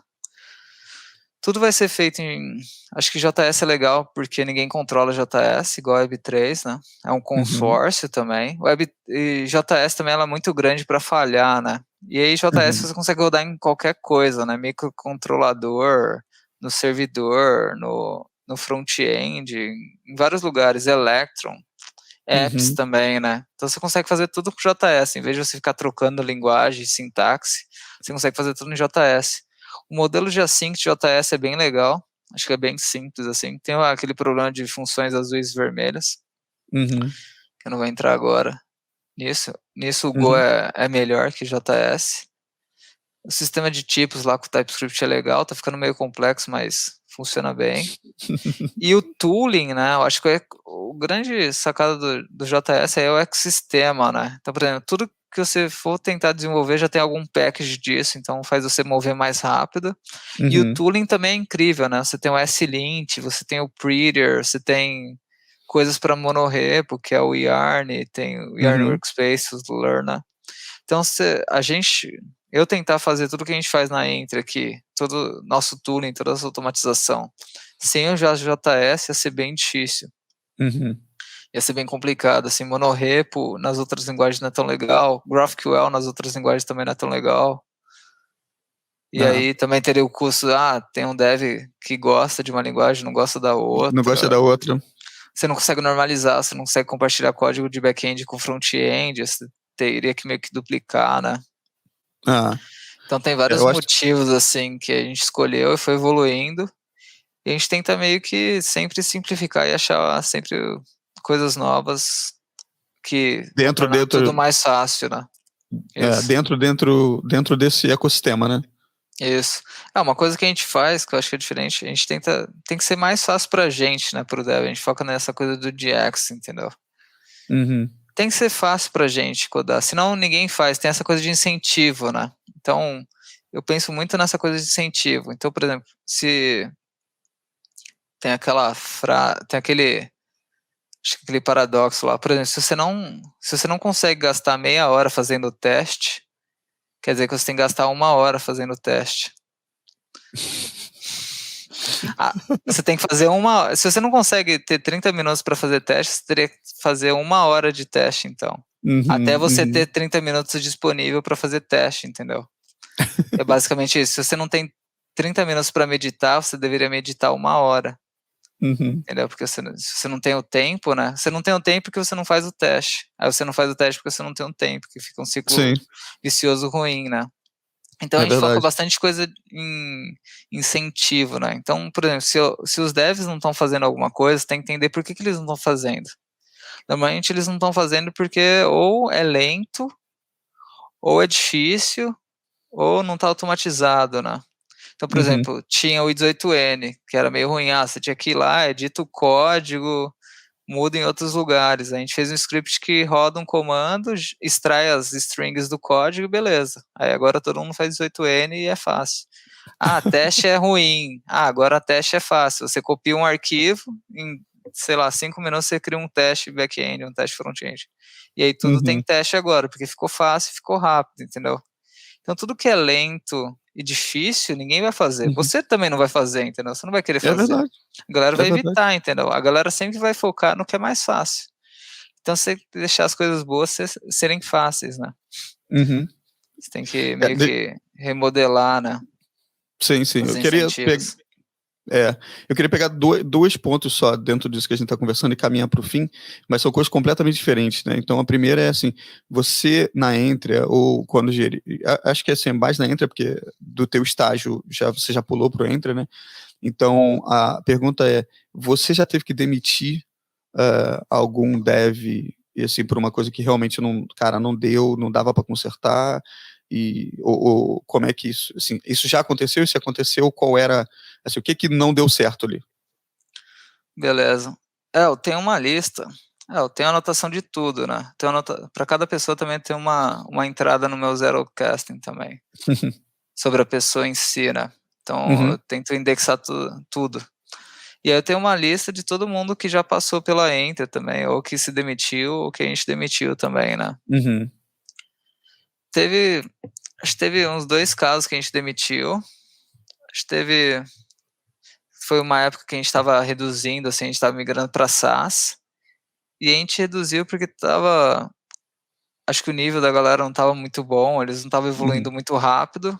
E a gente viu que eles meio que estavam atrapalhando o resto do time, entendeu? E aí quando a gente uhum, demitiu 2 pessoas, acabou que o time ficou melhor, entendeu? A gente conseguiu produzir mais, em vez uhum, de menos, né? Então às vezes você precisa de menos devs para produzir mais. Teve esse caso.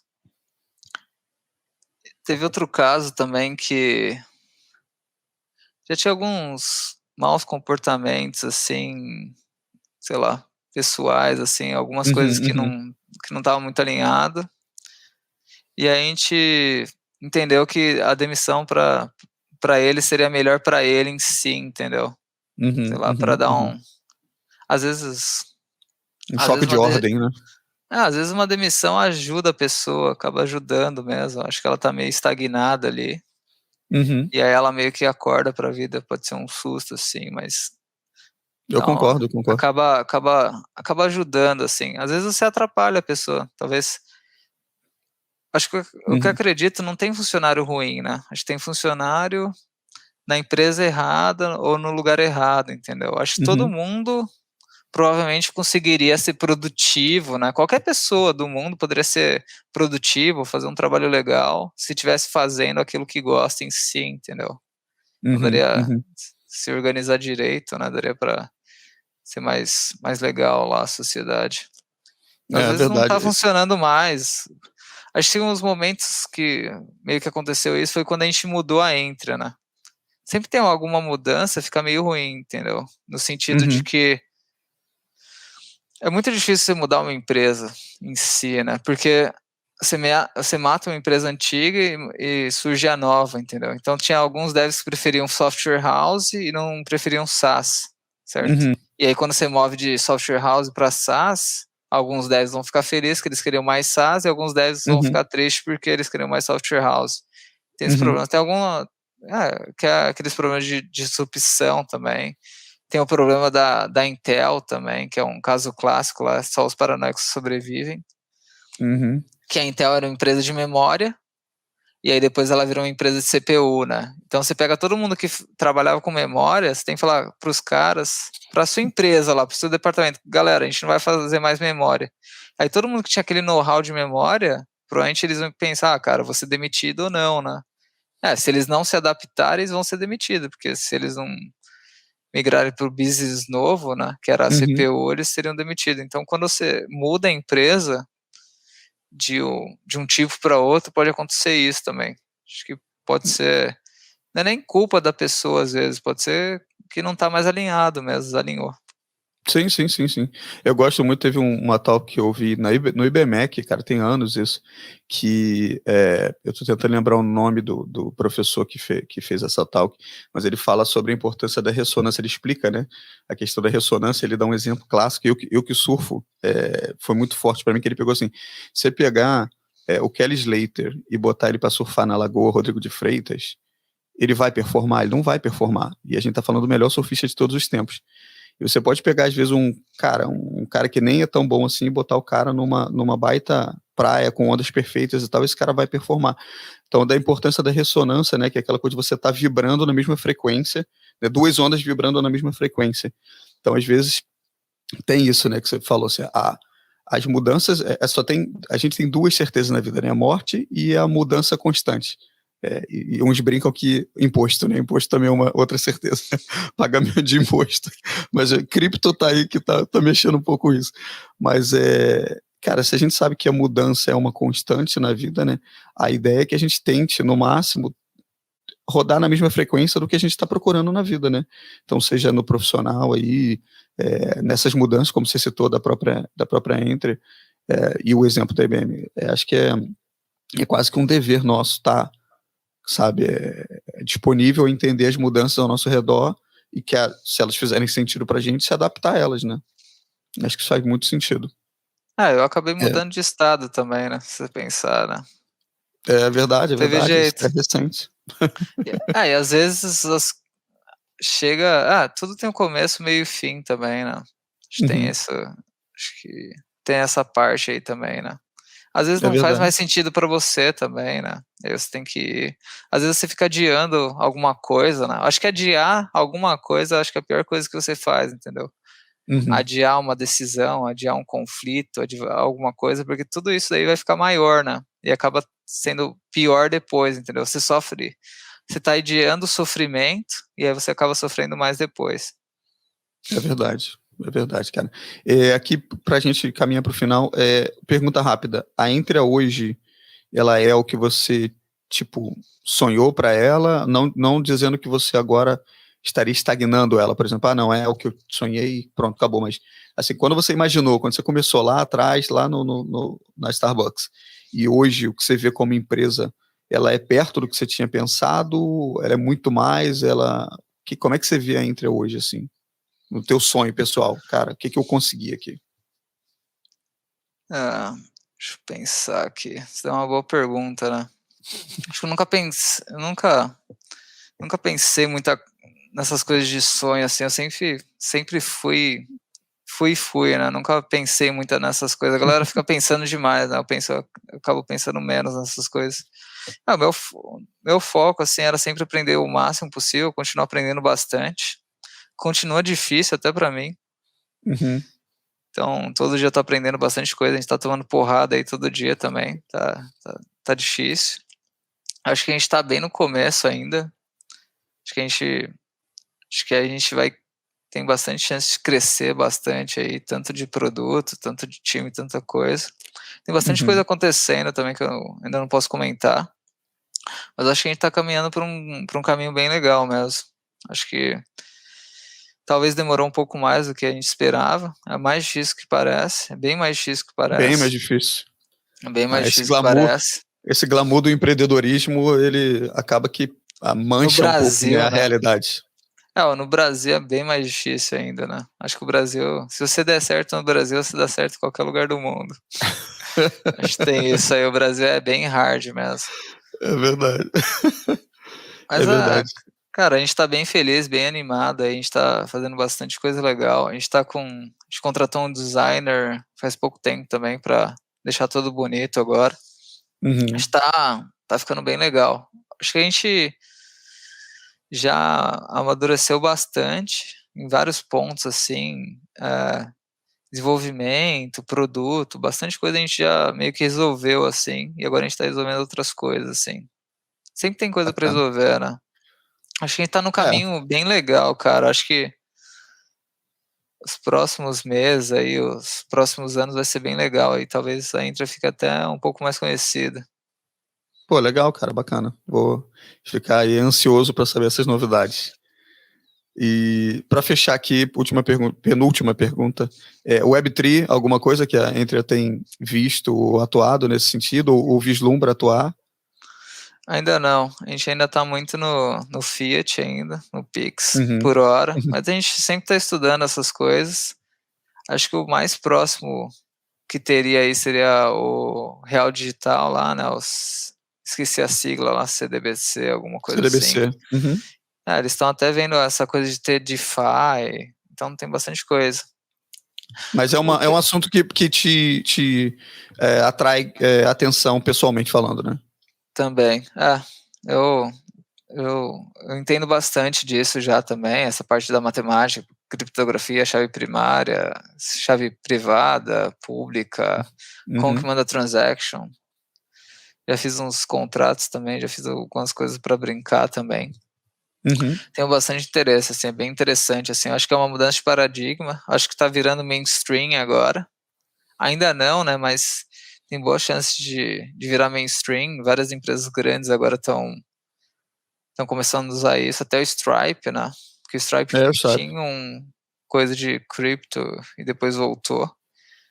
Acho que tem algumas coisas bem para eles resolverem, né, escalabilidade, deixar barato, que o gás está bem caro, né. Tem várias coisas difíceis, né, porque querendo ou não, tem vários desafios tecnológicos bem difíceis, né. E é uma tecnologia um pouco difícil também para quem está começando, assim, quem não tem uma base matemática, alguma base mais pesada, assim, né, fica meio difícil de entender mesmo o que é um blockchain, como que você liga um no outro, essa coisa do por que tem o SHA lá, né, para que serve o SHA, para que não serve, como que você valida, o que é a altura do bloco, tem várias coisas assim, o que é o DeFi, né. Sim. Tudo que existe no Fiat World vai ter lá vai ter no Crypto. Eles vão recriar tudo lá, né. E tem várias coisas, sei lá, tem bastante desafio, bastante problema, assim. Acho que vai ser bem interessante. Deixar rápido também, né, deixar instantâneo, vai ser bem interessante. Tem várias verdade. coisas aí acho que tem bastante coisa interessante aí, VR, AR, eu acho que o mundo vai começar a acelerar aí. O mundo sempre eu também evolui mais acho. rápido do que a gente espera, né, por exemplo, esse ano teve a RMNA lá, que também foi uma coisa genial, né, uma vacina que meio que ensina a sua célula a produzir algumas proteínas para combater o vírus, é uma coisa meio como se você estivesse programando seu corpo para isso, né, meio, cara, uma viagem mesmo. Meio Programação ficção científica, né? então, pode estar meio longe, mas programação biológica, né, imagina, em vez de você criar um robô, você poderia, sei lá, programar uma célula biológica, entendeu, orgânica, daria para você fazer uma coisa meio maluca, assim. É verdade, é meio louco, mas a gente está caminhando rapidamente para isso. Isso aí, tem bastante coisa legal. O que eu tenho feito, tenho lido muito, todo dia eu sempre leio uns 10, 20 artigos diferentes, assim, ao longo do dia. Eu sempre vou fazendo essa coisa ao longo do dia mesmo, meio espaçado, intercalando as coisas, até melhor para aprender, né. O ideal é sempre você ler mais de um livro por vez também, porque para você relembrar mais, você tem que esquecer, né. Eu tenho, admiro essa tua pegada. Eu tenho um pouco mais de dificuldade nesse sentido. Eu consumo, como eu falei, muito conteúdo, uso muito Audible, assim, eu sou muito, gosto muito de ouvir livros, então, e geralmente faço isso, por exemplo, quando eu tô ou fazendo uma caminhada de manhã e tal, uma corrida, é ali que eu tô no livro e tal. Mas durante o dia eu confesso que para mim funciona melhor o foco, tipo, no código, e aí o intervalo pequeno, mas se eu saio muito, eu ainda acabo perdendo um pouco o flow. Acabo saindo para voltar. Se eu tiver num problema, então, punk para resolver, eu tenho que estar ali, sabe, quase que com aquelas coisinhas do burro aqui, assim, para não perder muito o foco. Mas acho muito, muito bacana essa tua essa tua pegada, né? Porque acho que isso reflete em quem você é e no conhecimento que você tem e compartilha, com toda certeza. E, cara, para a gente terminar aqui, eu queria te perguntar uma última coisa, na verdade é quase uma mensagem, o nosso público, como eu falei, ele é um público que ele varia muito, né? Mas vai desde o cara que está começando agora, ao cara que quer empreender no desenvolvimento, ou seja, já tem um pouco de experiência e tal. Mas eu particularmente tenho um carinho muito grande para quem está começando, porque eu sei o quão mais difícil, a gente estava falando sobre isso, quanto mais difícil é esse início. Então, assim, se você pudesse deixar um recado para essa galera, assim, cara, o que você diria assim, para essa galera que está começando agora, ou já conhece um pouquinho de código, mas ainda está naquele processo de, cara, não sei bem se é isso, pô, tô quase desistindo. Qual é a mensagem aí do Cibeles para essa galera? Beleza. Eu acho que quem quiser mandar, sei lá, um DM lá no Twitter pode mandar. Tô sempre aberto lá, bem mais acessível do que parece. É pouca gente que manda DM, então dá para responder, né? Meu custo de responder as coisas é bem baixo. Então provavelmente o custo da pessoa me perguntar é maior. Ela vai demorar meia hora para perguntar e eu vou responder em 2 minutos, que eu provavelmente devo ter alguma coisa pronta de resposta. Então, pode mandar para mim. Acho que às vezes você só precisa ver algum exemplo, né? Para você acreditar que aquilo é possível, né? Você precisa ver alguém parecido que deu certo para você fazer isso mesmo, né? Isso daí meio que aconteceu comigo lá na UBMAP, que, por exemplo, a USP, se você pensar para quem é de escola pública, eu fiz escola pública sempre, né? Eu nunca fiz cursinho também. Então a USP é meio que longe, né? Para quem é de escola pública. Sim. Você fala, cara, não dá para se passar ali, é tipo surreal, né? Impossível. Mas lá no UBMAP eu vi um cara com uma camiseta da USP e aquilo já tornou uma coisa mais plausível, né? Mais próxima, mais verossímil, né? Então às vezes você mandar mensagem para a galera que você acha como referência ou não, você vai ver que elas são uma pessoa comum, eu sou uma pessoa comum, você é uma pessoa comum também, não tem nada especial, a gente só tá fazendo isso aqui mais tempo, só isso, não tem nada de mágica, não tem nada, sei lá, especial, nada Especial, né? diferente assim, só você manda mensagem para as pessoas, você vai ver que elas vão responder, elas são bem acessíveis também, você vê que são pessoas normais. E aí o começo é meio difícil mesmo, porque parece que você não sabe nada e você não sabe mesmo. E aí você tem que ir tentando. Eu acho que a dica é você tentar construir alguma coisa e ir aprendendo baseado nisso, né? Não ao contrário, né? As pessoas, vou aprender JavaScript. Cara, eu nunca aprendi JavaScript. Eu nunca parei, cara, vou aprender JavaScript. Eu tinha que fazer, faz um formulário na web. Beleza, eu fiz o formulário e fui aprendendo JavaScript aos poucos, entendeu? Nunca foi, cara, eu parei aqui, vou pegar o manual do JavaScript, vou ler, REST é isso. Não, eu sempre fui vendo você tem que fazer isso. Então, sempre tentei construir alguma coisa e aprendendo as coisas que precisava para construir isso. Form. Pesquisa como que eles fazem form no React. Legal, usa essa lib. Vou pegar um exemplo pronto e modificar baseado nisso, entendeu? Acho que você tem que tentar construir alguma coisa, né? Uma coisa que Meter a mão, né? Meter a mão na massa. É igual, você aprende a andar de bicicleta andando de bicicleta. Você só aprende a codar codando mesmo. Porque no tutorial lá no vídeo da Rock City provavelmente vai funcionar lá. O cara vai rodar o código e vai dar certo. Quando você for rodar esse mesmo código na sua máquina, vai dar errado. Porque vai ter alguma configuração errada e você vai achar que você fez alguma coisa errada. Não, é porque a vida real é mais difícil que o vídeo que está pronto que o vídeo lá, gravado. E a realidade é mais difícil mesmo. A realidade, sei lá, é imperfeita, né? Então você tem que tentar mesmo, pede ajuda pra galera, não tem problema falar que não sabe. Ninguém sabe tudo também. Eu tenho milhares de coisas aí que eu não sei, que eu tô aprendendo também. Acho que é isso. Beleza, cara. E aí, acho que tem aquela coisa de fake until you make it, né? Você tem que acreditar em você e, cara, vai aplicando para as vagas, mesmo que você não tenha os requisitos. Ninguém tem os requisitos das vagas. Eu não conseguiria passar em nenhuma das vagas que tem milhares de requisitos aí. Porque os caras colocam os requisitos surreal, porque quem escreve a vaga também nem sabe, nem a pessoa que vai contratar. Então, cara, o cara pediu 6 anos de alguma coisa, sei lá, aplica para a vaga mesmo, faz o challenge, mostra que você sabe fazer alguma coisa. Então, se a vaga pede React, faz algum projeto em React e mostra que você sabe React. Então, vem a empresa, cria um projetinho lá, gasta um tempo nisso. você tem que focar muito mais em aprender, né? Esquece um pouco a empresa e foca o que você vai conseguir aprender com aquele challenge lá. A galera reclama muito de challenge, né? Cara, o challenge tá lá porque se você demorar para fazer o code challenge, tem 2 motivos para você demorar. Um, que você não sabe. Você só demora quando você não sabe alguma coisa, que é o custo de aprender, né? Aprender leva tempo. Outro, ou o challenge é muito longo mesmo. Aí você pode mandar para alguém mais experiente e o cara vê, não, isso daqui é trivial. Você tá demorando uma semana porque você não sabe mesmo. Aproveita aí para aprender, entendeu? Sim. O challenge da Entra é acaba sendo meio difícil, que é um CRUD, GraphQL Relay.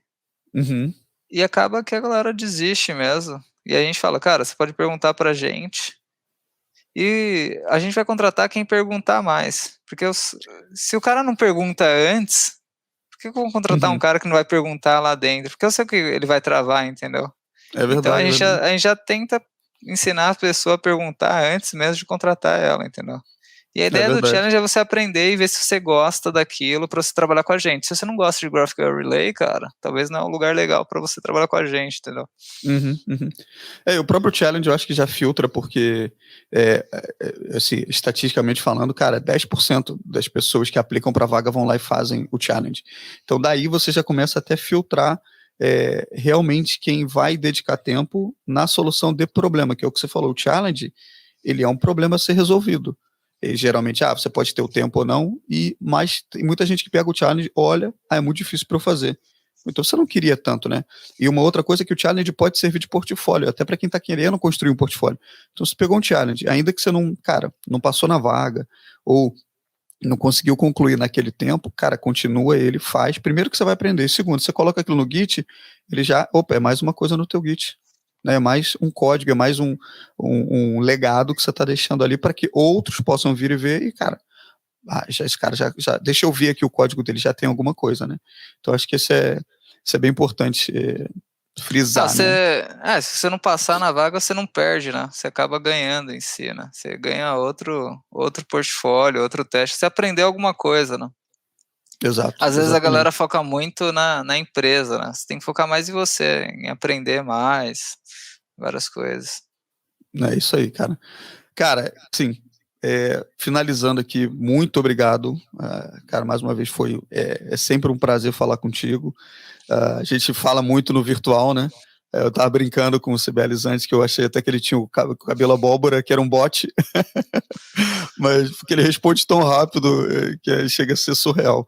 Mas é muito legal, assim, cara, conversar contigo assim, nesse formato e extrair um pouco mais não só da tua experiência, né, mas do que você pode compartilhar comigo, porque para mim, assim, se fosse só uma call aqui, eu e você já teria aprendido pra caramba, mas assim, poder escalar esse conteúdo e disponibilizar para mais gente, né, beber dessa fonte, para mim é quase que impagável. Então, assim, brigadão mesmo, assim, por ter aceito o convite, por estar aqui até essa hora. E, cara, a gente continua aí se encontrando nesse mercado que nem é tão grande assim, né? E é isso aí, cara. Te agradecer. Eu acho que foi bem legal isso daí, bastante pergunta interessante, importante aí, bastante tópico legal. Bastante gente tem curiosidade, né?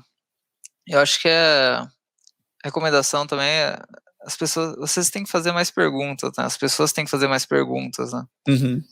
E também você tem que meio que pensar sobre tudo que já existe, né? Tudo que existe alguém criou, né? Foi algum ser humano que criou e você deveria repensar isso, se faz sentido ou não, né? Não aceitar as coisas do jeito que elas são. Teve uma coisa do Elon Musk que foi genial, que é uma frase bem simples: make requirements less dumb. Que assim, faça os requisitos menos burros, né? Sim. Então provavelmente se você é um dev e alguém fala para você, cara, faça isso, você tem que olhar aquilo lá, pensar, ver se faz sentido ou não, entendeu? E discutir essa isso. Às vezes a pessoa, sei lá, escreveu, não pensou muito bem direito, entendeu? As pessoas erram também. Teve até um caso até que legal, assim, que a gente estava discutindo, cara, quem que fez isso daí? Os nomes tá tudo meio errado. A gente foi ver, não, tava na issue lá, cara. E aí no final eu que tinha escrito, né? Eu falei, cara, vocês têm que revisar o que eu escrevo, né? Às vezes eu vou escrever algumas coisas erradas para ver se vocês estão acordados, né? E a ideia, cara, por exemplo, mesmo que seja o CEO da empresa, cara, você não pode aceitar, entendeu? Você tem que ver, cara, é o que é melhor para o cliente final, para o produto, faz sentido? Às vezes o cara, sei lá, acha que é, mas não é, né? Tem aquela coisa do Steve Sim. Jobs, né? As melhores ideias têm que ganhar, né? E acho que essa, para você construir uma empresa legal, as melhores ideias têm que ganhar, né? Então não importa se a ideia veio do estagiário. Cara, se o estagiário teve uma ideia melhor que o CEO, usa a ideia do estagiário, meu. Acho que você tem que tirar meio essa coisa de cargo, né? Que a galera foca muito. E, cara, vamos focar na melhor ideia. Cara, esse cara teve a melhor ideia, vamos focar nesse, beleza, meu. Cara, muito, muito legal, muito legal. A gente podia estar conversando aqui horas e horas, mas o tempo é finito, né? Mas Tem jeito. cara, não tem jeito. Mas, cara, obrigado mais uma vez. Obrigado por compartilhar esse conhecimento aí teu. E para quem não conhece, né, o trabalho aí do Cibeles, ou não conhece ele nas redes sociais, eu vou estar deixando tudo, sabe, bem mastigado assim para vocês, os links todos, para você seguir e aprender mais com esse cara que tem me ensinado diariamente. Então eu tenho, e aí eu faço aí da minha voz a voz de uma comunidade inteira. Então eu espero que você também tenha aprendido bastante com esse nosso bate-papo aqui, e que continue a aprender, seguindo as dicas que foram dadas hoje aqui, mas também seguindo o que ele vem compartilhando nas redes sociais. Ele, como já falou aqui, o DM está sempre aberto, então que você possa usufruir desse recurso que está aí de graça, né, para você. O único impedimento de você evoluir é você mesmo. Tá bem? Então, essa era a nossa dica, nosso bate-papo de hoje. Mais uma vez, obrigado, Cibeles. E a gente se vê, cara. Um abração. Valeu.